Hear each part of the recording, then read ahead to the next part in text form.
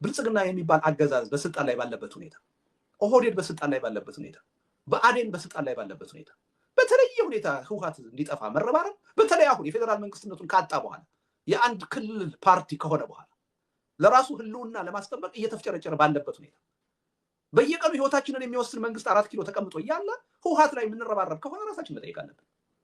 እኔ ጤነኛ አመለካከት ነው ይሄ አላም እኔ በየቀኑ ያለኝ ህይወት የሚወስነው አሁን ህወሓት አይደለም ብልጽግና ፓርቲ ነው። ከህግ ውጭ የሚያስረኝ ብልጽግና ፓርቲ ነው። አሁን አስሮ ከህግ ውጭ እስር ቤት የሚያቆየኝ ብልጽግና ፓርቲ ነው። ከእስር ተፈትቼ ወደ ከሀገር ውጭ እንዳልወጣና እንዳልታከም የሚከለክለኝ ብልጽግና ነው። ወደ ሀገሬ እንዳልመለስ የሚከለክለኝ ብልጽግና ነው። እያንዳንዱ ህይወታችንን አሁን የሚወስነው ማንም አይደለም። ፌደራል መንግስቱን የተቆጣጠረው ብልጽግና መንግስት ነው። ህወሓት አሁን ለራሱ ህልውና የሚፍጨረጨር አካል የሚገርም ነው። መንግስት እሱ ይመስላል። አሁን አብዛኞቻችን የምንረባረበው ቲፒኤልኤፍ መጥፋት አለበት ቋምጠናል። ሰርቲፊኬቱ ተሰርዞ ህወሓት ከመድረገጽ ጠፋ የሚል ዜና ለመስማት ብዙዎች ቋምጠዋል። ትልቅ ድል መስሎ ነው የሚታያቸው።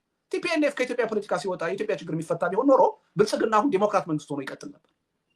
7 ዓመት አየነው። ከብልጽግና ፓርቲ ቲፒኤልኤፍ ተለይቶ ብልጽግና የባሰ ህወሓት ሆኖ ነው የቀጠለው። የባሰ አፋኝና አረመኔ ሆኖ ነው የቀጠለው።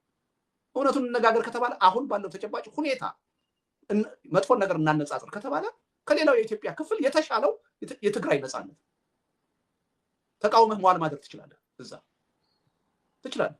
ሌላው ኢትዮጵያ ትችላለህ።